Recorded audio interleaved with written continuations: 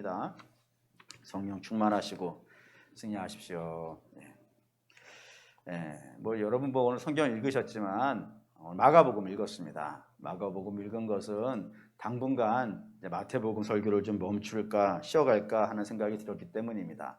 한 3가지 정도의 이유가 있어요. 첫 번째는 마태복음 설교를 제가 115회를 했더라고요. 지난주까지.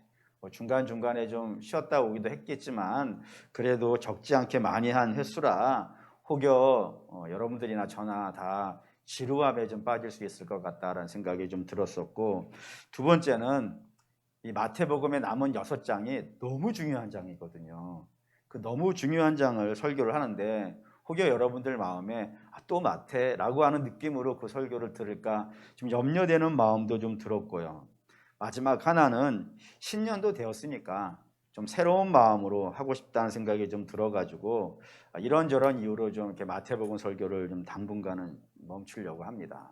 그리고 연말부터 시작하여서 제가 지금 은혜 받고 있고 또 묵상하고 있는 그런 말씀들이 있어요. 개인적으로 하고 있는 것들 중에 제게 큰 기쁨 되고 은혜가 되어주고 또 도전이 되어줬던 말씀들을 몇 주간에 모아서 몇 주를 할지는 잘 모르겠어요. 그냥 주께서 주시는 대로 좀 묵상하면서 받는 대로 그걸 여러분들에게 증거하면서 이 신년의 시간을 좀 보낼까 합니다. 그래서 나름대로는 신년 특별 성회 좋은지 이렇게 생각하고 있는 거죠. 그런 예배를 좀 당분간 할 테니까 여러분들도 좀 그런 마음으로 예배를 좀 참여해 주시면 좋겠습니다. 오늘 여러분에게 나눌 말씀은 풍랑을 잠지 않게 하신 예수님의 이야기인데 그 중에서 제가 주목하고 있는 건 마가복음 4장 38절입니다. 한번 읽어볼게요. 예수께서는 그물에서 베개를 베고 주무시더니 제자들이 깨우며 이르되 선생님이여 우리가 죽게 된 것을 돌보지 아니하시나이까. 예수님께서 배에서 그물에서 베개를 베고 주무셨다라고 하는 이 이야기가 제가 주목한 부분입니다. 이걸 왜 주목을 했냐면은 이 상황이 잘 수 있는 상황이 아니잖아요. 주무실 수 있는 상황이 절대로 아니라 이겁니다. 근데 주무실 수 없는 상황에서 주무시고 계신 거예요. 근데 이 성경이 예수님이 이 상황에 주무실 수 없다는 것을 정말 다양한 방법으로 이야기를 한단 말입니다. 그 중에 하나 여러분이 말씀드린다면 이 배에는 누가 타고 있어요? 12제자가 타고 있어요. 근데 그 12제자들의 직업 중에서 제일 많은 직업이 뭔지 아시나요? 어부예요. 총 5명이 공식적으로 총 5명이 직업을 어부로 삼고 있는 그것도 어디서요? 갈릴리에서 그 갈릴리 호수에서 직업을 어부로 갖고 있던 사람들이 5명 있어요. 근데 이게 다가 아니고 또 그 남은 이제 7명 있죠. 그 중에 4명이 어디 출신이냐면 이 어촌계 출신이에요. 이 갈릴리 어촌 출신이에요. 그러니까 직업이 어부는 아니지만 그 갈릴리 호수에서 어린 시절을 자라고 거기에서 놀고 했던 사람들이라 이거예요. 그러니 직업이 5명 어부고 그 어촌에서 생활하던 사람이 4명이니까 총 9명이 이 갈릴리 출신이란 말입니다. 그러면 이들이 갈릴리 호수를 잘 알까요? 모를까요? 잘 알겠죠. 수영은 좀 할 줄 알까요? 제가 우리 교회 와서 여기 이제 아중호수 있는데 그 아중호수에서 어린 시절을 보내셨던 분들의 이야기를 들어본 결과 종합을 해보니까 대부분이 한 번씩은 갔다 올 수 있는 수준이 된대요. 갈릴리 아중호수도 갔다 어린 시절을 보내신 분들은 그걸 왔다 갔다 할 수 있는 힘이 있는데 갈릴리 호수에서 나고 자라고 생활하고 놀았던 사람들이 그 물에서 어느 정도 수영은 대부분 할 수 있는 그런 여건이 될 거란 말입니다. 그러니까 아주 익숙한 사람들이에요. 근데 그런 사람들이 지금 이 풍랑 속에서 어떻게 됐다고요? 죽게 되었다고 이야기할 정도의 풍랑이라 이거예요. 얼마나 큰지 한번 볼까요? 4장 37절입니다. 읽을게요. 큰 광풍이 일어나며 물결이 배에 부딪혀 들어와 배에 가득하게 되었더라. 큰 광풍이래요. 큰 광풍. 이 헬라어는 메가라고 되어 있다. 메가. 좀 언어의 느낌이 있는 분들은 좀 아시겠죠? 메가.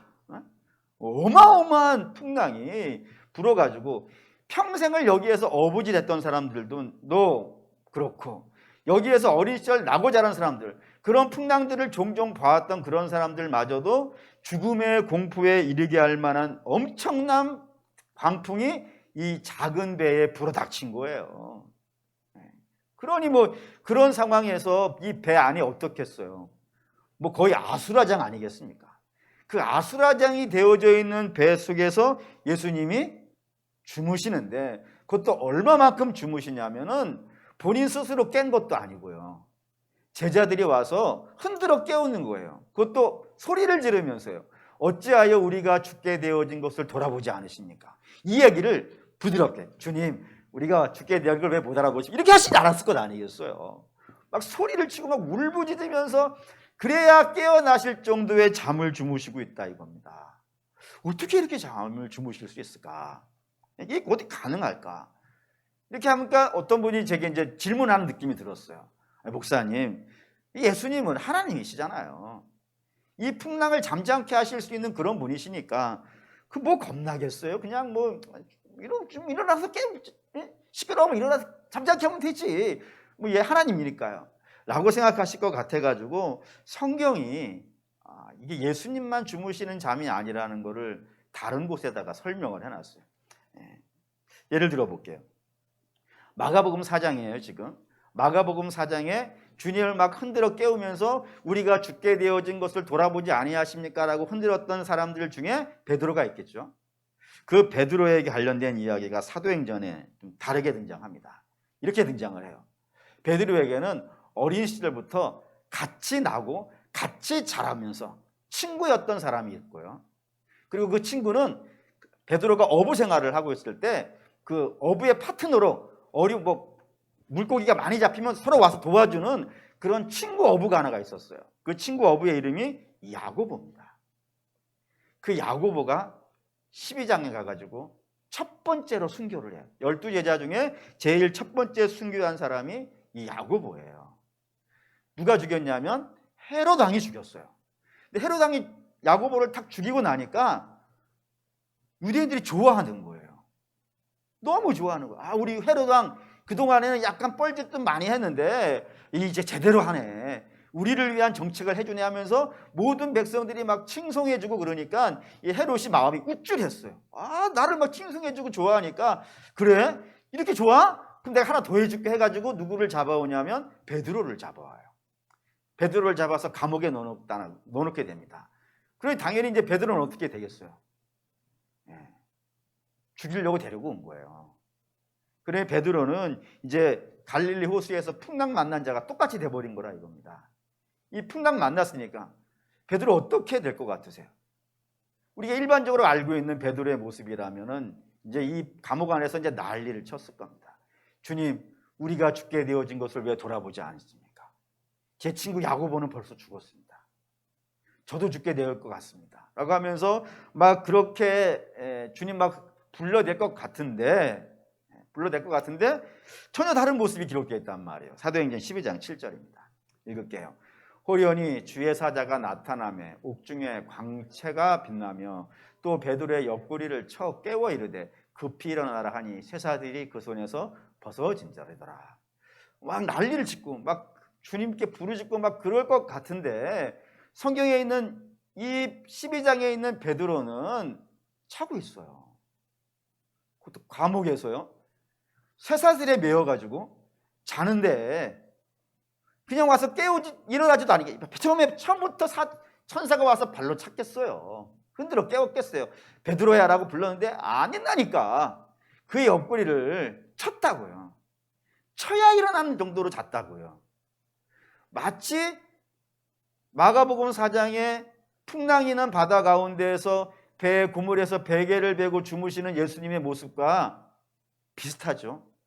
마치 주님의 코스프레 하고 있는 것 같이 그런 모습을 가지고 있는 것이 이 베드로의 모습이더라 이겁니다. 베드로가요. 항상 과격하고 급했던 베드로가 저 모습이었다는 게 좀 신기하고 놀랍지 않습니까? 목사님 뭐 베드로도 좀 특별하니까요 라고 하실지도 모르겠으니까 구약에 가서 한번 볼게요. 구약에 가도 그런 잠을 잔 사람이 있어요. 누구냐 하면 다윗이 그렇습니다. 시편 3편에 가면 다윗의 이제 기도가 등장하는데 이 기도에 이렇게 시작이 되어져요. 하나님, 왜 제게는 이렇게 원수가 많습니까? 나를 치려는 자들이 너무 많습니다. 하면서 얼마나 많다고 되어 있냐면 1000만인이 둘러쌌다고요. 1000만인 숫자로 1000만이라는 개념보다는 어마어마하게 많다는 거겠죠. 근데 이게 참 무서운 말인 것은 뭐냐면은 1000만인이 나를 둘러싸가지고 속으로만 미워하는 거예요. 속으로만 미워하는 것도 어떻겠어요, 마음이. 너무 힘들지 않겠어요.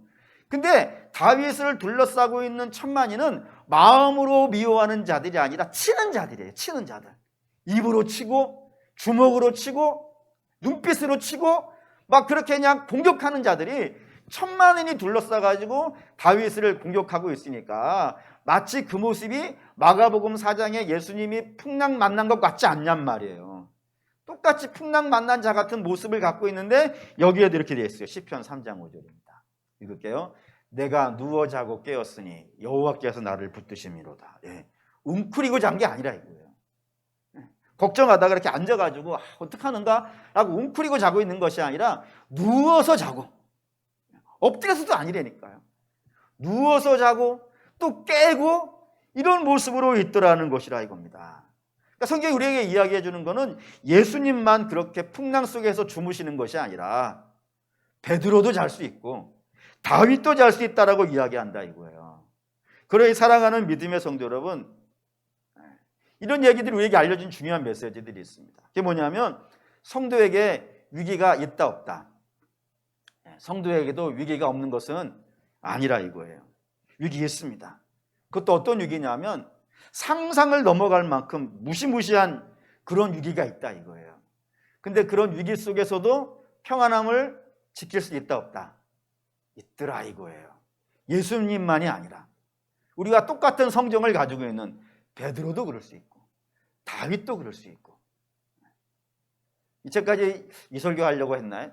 베드로와 다윗을 어마어마하게 깨놨기 때문에 여러분들은 다윗과 베드로를 영웅이라고 생각하지는 않겠죠. 우리가 똑같은 성정을 가지고 있는 그 베드로와 다윗도 그 풍랑 속에서도 편히 잘 수 있는 그런 역사들이 있더라 이겁니다. 그러니 제 주목이 되죠.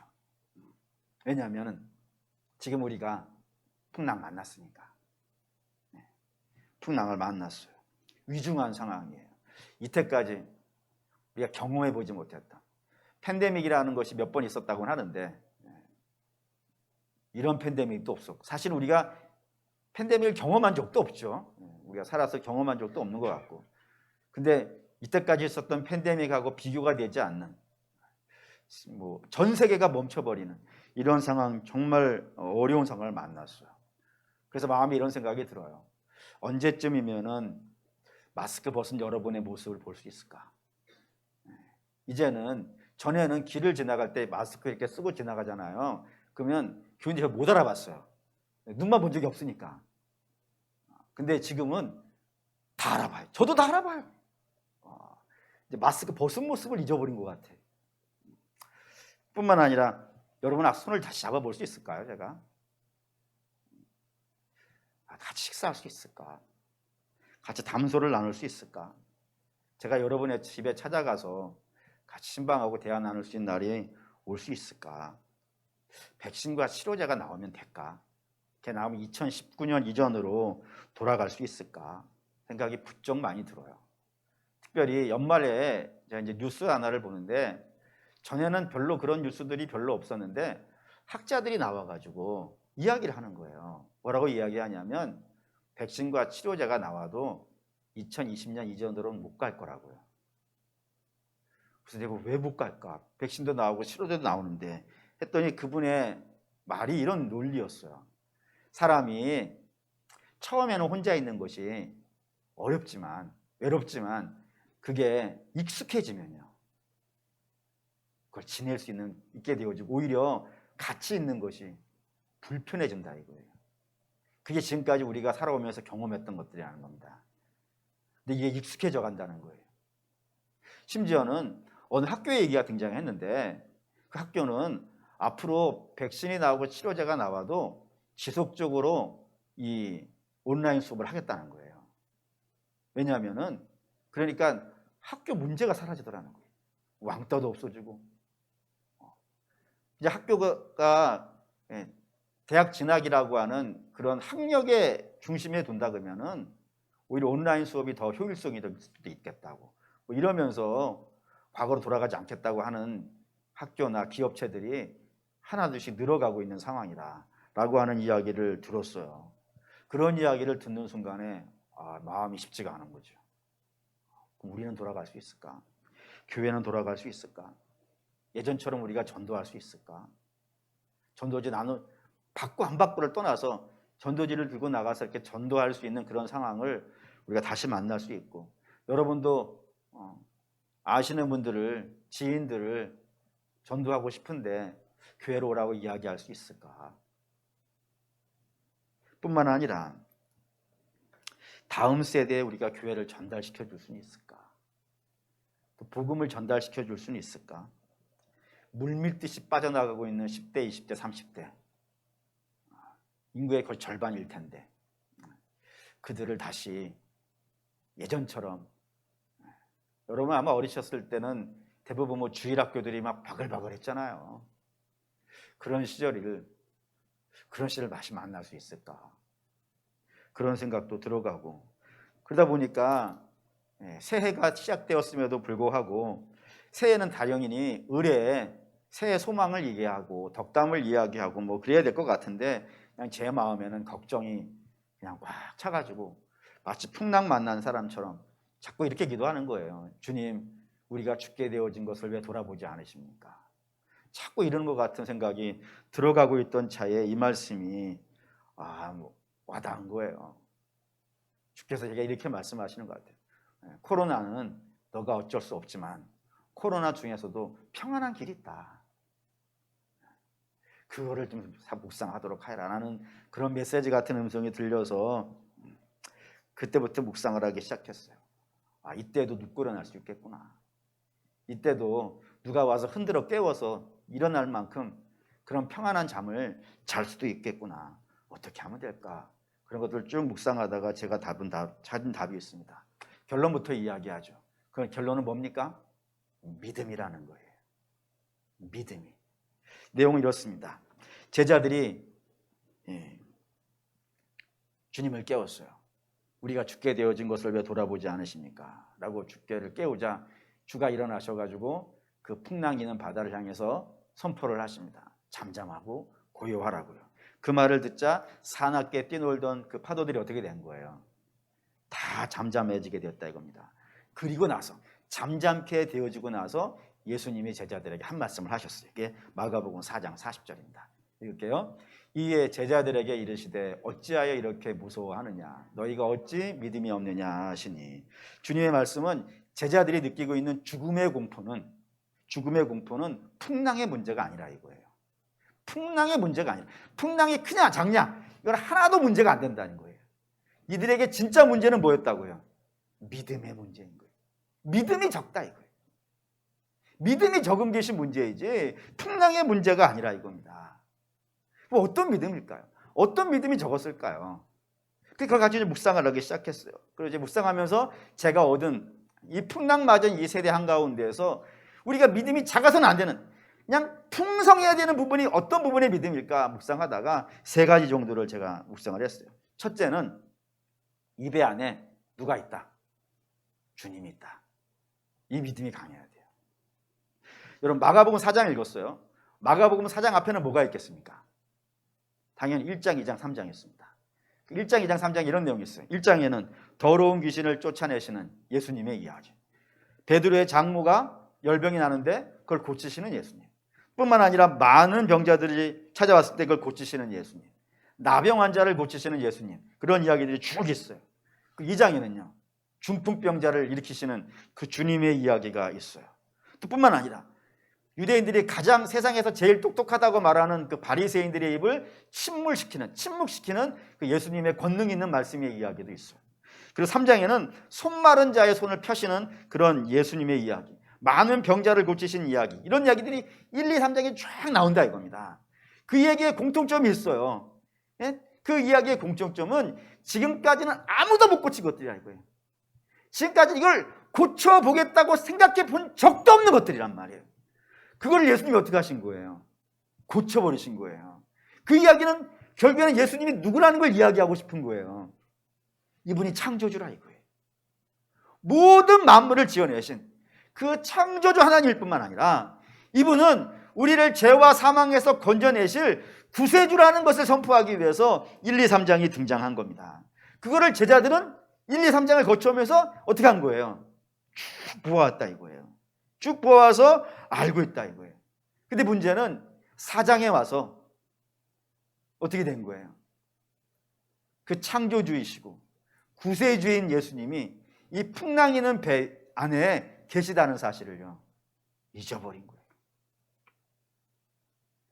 뿐만 아니라 계신 줄을 알면서도 불구하고 두려워하는 것은 내 안에 계시는 그 예수님보다는 누가 더 큰 거예요? 저 풍랑이 더 큰 거예요. 풍랑이 더 커가지고 예수님은 작아 보이는 이런 일들이 발생이 되었다고 합니다. 1, 2, 3장에 그렇게 보아와 놓고 1, 2, 3장에 그렇게 보아와 놓고 그럼에도 불구하고 내 배 안에 주님 계시다는 사실을 잊어버리고 그리고 그 주님이 저 풍랑보다 크신 분이라는 걸 잊어버리고 이 제자들이 난리를 치는 거예요. 이 제자들이 난리를 치니까 이 예수님 배에만 하나 딱 떠 있는 게 아니라 주변에 같이 따라다니는 배들이 붙어 있었단 말이에요. 가장 잘하는 사람들이 이 정도로 떨고 있다면 나머지는 어떻게 되겠어요? 어린 신자들은 어떻게 되겠어요? 거의 뭐 다 죽어나가는 것이지.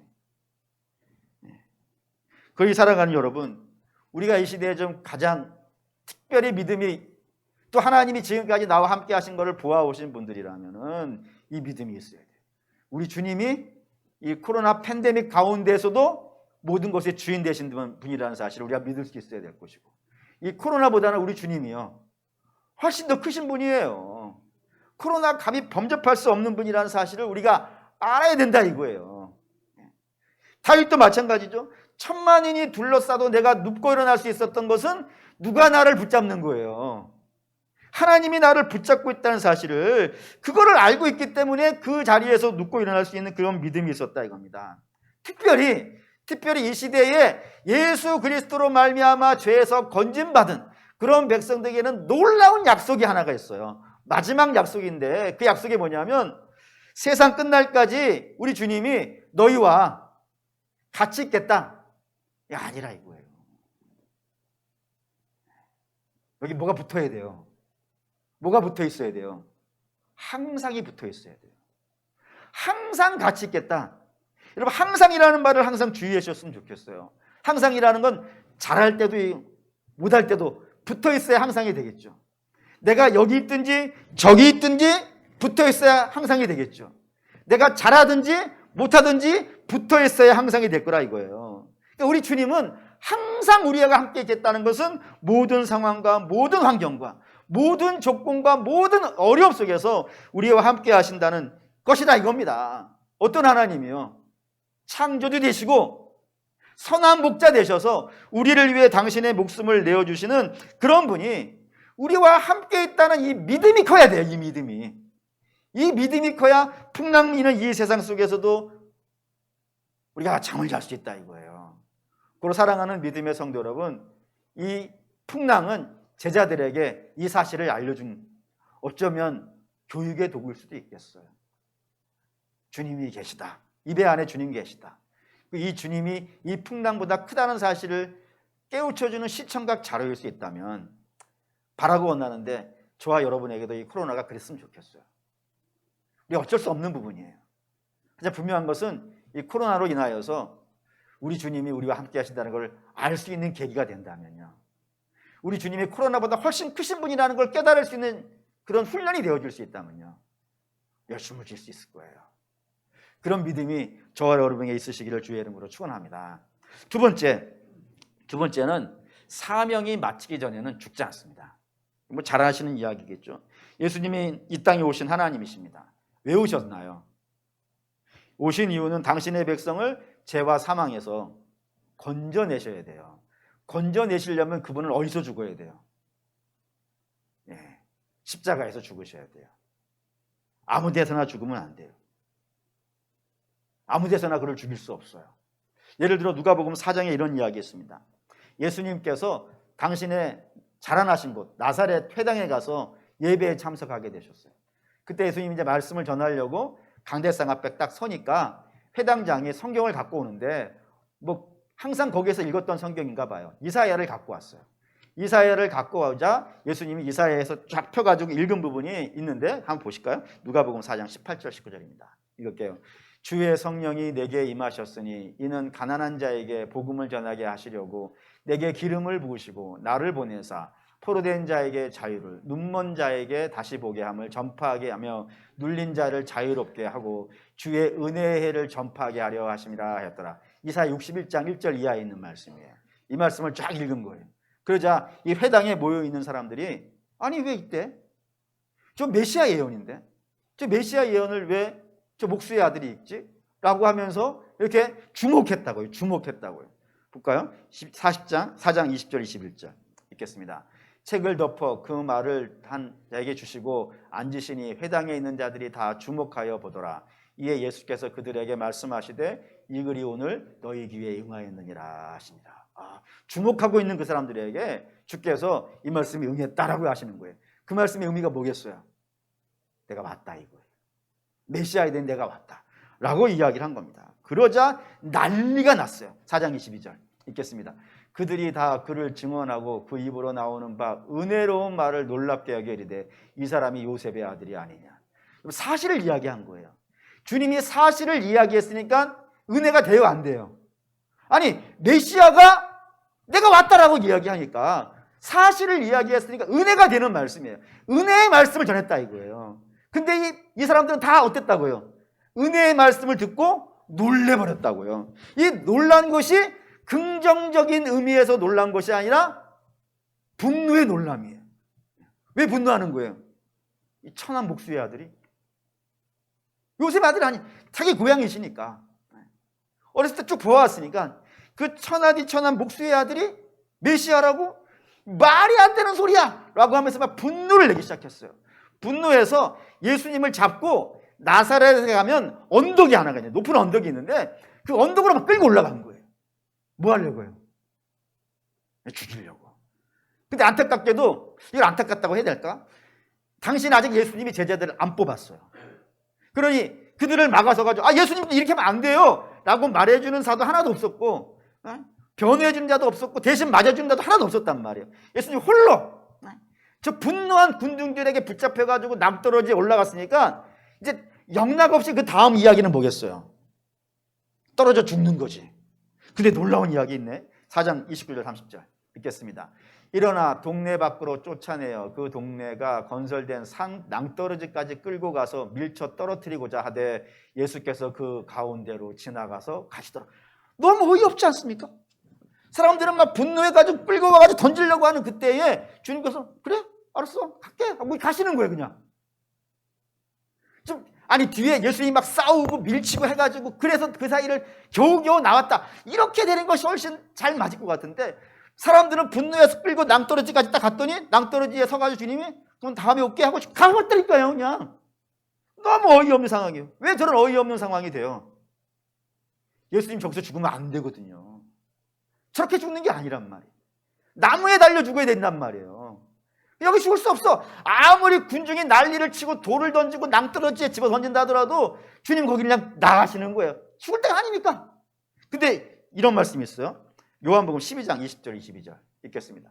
명절에 예배하러 올라온 사람 중에 헬라인 몇이 있는데 그들이 갈릴리 벳세다 사람 빌립에게 가서 청하여 이르되 선생님이여 우리가 예수를 배웁고자 하나이다 하니 빌립이 안드레에게 가서 말하고 안드레가 빌립이 예수님께 가서 여쭈되 그때 이제 이렇게 더 나와 있는데 한번 찾아보시죠. 예수님 뭐라고 했냐면 이제 인자가 영광을 얻을 때가 됐다.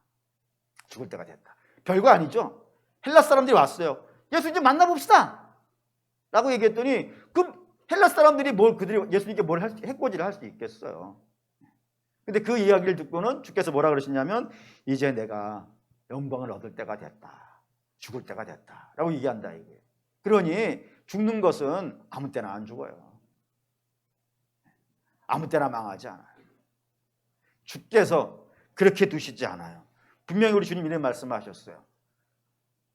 아싸리 동전 몇 개에 팔리는 참새 있지 않냐. 그도 땅에 떨어지려면 어떻게 해 떨어진다고요? 아버지가 허락해 줘야 된다. 하나님이 허락해 주지 않으면 동전 몇 개의 가치밖에 없는 참새도 떨어지지 않는다 이거예요. 그러면 아들을 목숨을 내어주고 건져낸 당신의 백성들은요, 아무 때나 죽게 내버려 두시겠습니까? 아무 때나 망하도록 그냥 두시겠습니까? 절대로 그런 일은 벌어지지 않는다 이거예요. 그러니 겁내지 말라라는 말씀입니다. 사랑하는 믿음의 성도 여러분, 우리가 죽을까 염려할 필요가 없는 이유는 주께서 우리를 통하여서 이 땅에 이루고자 하시는 이야기가 있는 이상은 절대로 그런 일이 벌어지지 않습니다. 사명이 있나 죽지 않습니다. 이렇게 얘기하면 간혹 어떤 분들이 이런 질문을 해요. 목사님, 그러면 하나님은 우리를 당신의 영광을 위해서 쓰는 그런 도구나 그런 것들을 밖에 생각하지 않습니까? 라고 물으시는 분들이 간혹 있는데, 소모품이라는 표현을 쓰신 적도 있더라고요. 소모품 정도로 쓰시는 것 아니겠습니까? 라고 하시는 분들이 간혹 있는데, 그렇지 않습니다. 그렇지 않습니다. 뭐를 보면 알고 수 있냐면, 예수님과 하나님의 대화를 보면은 알 수 있는 부분이 있어요. 한번 볼까요? 요한복음 12장 28절 읽겠습니다. 아버지여, 아버지의 이름을 영광스럽게 하옵소서 하시니 이에 하늘에서 소리가 나서 이르되 내가 이미 영광스럽게 하였고 또다시 영광스럽게 하리라 하시니라. 뭔 얘기냐면, 주께서 이제 죽으심을 앞두고 하나님께 기도를 하는 거예요. 하나님, 내가 이 땅에 온 것은 죽으러 온 것이고 내가 죽어서 아버지의 영광을 드러내게 해주십시오 라고 했더니 성부 하나님께서 네가 그렇게 하고 있다 라고 이야기하신 거예요. 그러니까 예수님도 이 땅에는 뭐 때문에 오신 거예요? 하나님 영광을 위해서, 그 사명을 감당하라고 오신 거예요. 그래서 하나님 영광이 되는 거예요. 근데 그게 끝이 아니고 12장 23절에 이런 말씀이 있어요. 읽을게요. 예수께서 대답하여 이르시되 인자가 영광을 얻을 때가 됐다고요. 사명을 감당하는 것이 하나님께 영광이 돼요. 근데 하나님의 영광으로 끝나는 것이 아니라 그 영광이 드러나는 순간에 어떤 일도 벌어진다고요. 하나님이 그 사명을 감당하는 자를 영광스럽게 하신다고요. 이해되시죠? 그러니까 우리는 하나님의 영광을 위해 삽니다. 또한 하나님은 우리를 영광스럽게 하기 위해서 심지어는 모두 하시는 거예요. 아들도 죽이시는 거예요. 이게 사명자의 기쁨이에요. 사랑하는 믿음의 성도 여러분, 그러니 두려워 마시고 모든 상황 속에서 여러분들의 사명을 감당하십시오. 지금은 죽겠다고 그럴 때가 아니라 주께서 내게 어떤 사명을 주시는지, 하나님 내게 무엇으로 내가 하나님께 영광을 돌릴 수 있을지, 지금 이 순간에 코로나 팬데믹이 판을 치고 있는 이때에 내가 무엇으로 하나님께 영광을 돌릴 수 있을지, 그거를 구하시고 그거를 찾으시고 그것을 행하십시오. 그리고 우리 하나님은 그 일을 감당하는 우리에게 말할 수 없이 놀라운 영광으로 채워주실 겁니다. 이 믿음이 우리에게 있어야 돼요. 세 번째는 사명이 끝나면 어떻게 되겠어요? 죽을 겁니다. 그럼 죽으면요, 그게 끝이 아닙니다. 반드시 우리에게는 뭐가 있어요? 천국이 있다 이겁니다. 천국이 있다 이겁니다. 우리는 갈 곳이 있는 사람이에요. 사명 끝나고 나면 갈 곳이 있는데, 이거 사도 바울의 증언을 한번 볼까요? 빌립보서 1장 23절 24절 읽겠습니다. 내가 그들과 사이에 끼었으니 차라리 세상을 떠나서 그리스도와 함께 있는 것이 훨씬 더 좋은 일이라. 그렇게 하고 싶으나 내가 육신으로 있는 것이 너희를 위하여 더 유익하리라. 사도 바울이 지금 무슨 얘기하냐면, 내가 살고 죽는 것 사이에 끼어 있다고요. 그만큼 내가 힘들고 어려운 상황에 있다 이거예요. 근데 이런 상황에 내게 소망이 하나 있는 것이 있는데, 그건 뭐냐면 빨리 죽는 거라 이거예요. 왜요?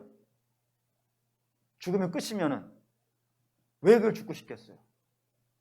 여러분, 죽으면 아무것도 없는 것이라면은 여러분, 우리는 믿음으로 살면 안 돼요. 얼마나 바보스러워요. 죽으면 아무것도 없는 세상이라면은 우리는 이 땅을 세상 유행과 풍조를 따라 살아가는 것이 훨씬 나아요. 근데 우리가 세상 유행과 풍조를 따라 살아가고 있는 것이 아니라 우리가 영생을 받았고 또 영생을 천국에서 누릴 것이 있단 말이에요. 그렇기 때문에 오늘 우리가 절제도 하고 인내도 하고 충성도 하고 치열하게 믿음으로 살아가고 있는 그런 일이 있다 이거예요. 그러니까 사도 바울도 마찬가지죠. 나 빨리 죽어서 주님께 가서 내 사랑하는 주님과 영생을 함께 얼굴 마주보고 기쁘게 살고 싶다 이거예요. 내 소망은. 그런데 아직은 내 사명이 있기 때문에 내가 여기 있는 것이고 그거를 통해서 너에게 유익이 된다라고 하는 의미라 이겁니다. 하지만 그 모든 것들이 끝나면요, 하늘나라 갈 거예요. 우리 주님이 분명 말씀하셨어요. 요한복음 14장 1절에서 3절입니다. 읽을게요. 너희는 마음에 근심하지 말라. 하나님을 믿으니 또 나를 믿으라. 내 아버지 집에 거할 곳이 많도다. 그렇지 않으면 너희에게 일렀으리라. 내가 너희를 위하여 거처를 예비하러 가노니 가서 너희를 위하여 거처를 예비하면 내가 다시 와서 너희를 내게로 영접하여 나 있는 곳에 너희도 있게 하리라 라고 했어요. 주님 분명히 말씀하셔서 천국이 있고, 그리고 내가 너희를 그리로 데려가서 내가 있는 곳에 너희도 함께 있게 할 것이다. 주님의 강렬한 의지가 느껴지지 않습니까? 그래서 우리 믿음의 선조들은 이 믿음을 붙잡았어요. 죽는 게 끝이 아니라고 생각했어요. 그동안에 살아있는 동안에는 사명 열심히 감당하고 죽어서는 내게 저 천국이 있다라고 믿기 때문에 이 땅을 대충대충 세상과 타협하면서 무너지고 살아가는 것이 아니라 끝까지 인내하면서 그 날을 기대하면서 살아왔다 이겁니다.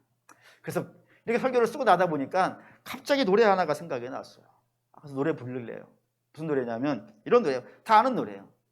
나는 구원 방주 올라타고서 하늘 날아가지요. 험한 시험 물결 몰려들어도 전혀 겁내지 않죠. 뱃삭 필요 없어요. 주님 선장 되시니 나는 염려 없어. 나는 구원 방주 올라타고서 하늘 날아가지요. 여러분, 우리가 험한 물결 이런 데 겁내지 않는 이유는 우리에게는 주님이 계시고 그 주님이 우리를 천국으로 데려가신다고 하셨어요. 그 믿음이 있다 이거예요. 이 믿음이 없으면 우리 다 무너져요. 견딜 수 없어요. 때문에 사랑하는 여러분, 이 믿음이 우리에게 있어야 됩니다. 이 믿음이 커야 돼요. 그래서 이런 믿음이 있어야 됩니다. 사랑하는 믿음의 성도 여러분, 지금 우리는 코로나라고 불리는 전대미문의 큰 풍랑이 있는 바다 한가운데를 작은 배 타고 가고 있는 연약한 사람들입니다. 매우 위태합니다. 근데 여러분 걱정하지 마십시오. 이 배 안에 우리 주님 계십니다. 항상 계신다고 했기 때문에 있을 겁니다. 그리고 그 주님은 코로나가 감히 범접할 수 없는 위대한 주님이 우리와 항상 함께 하십니다.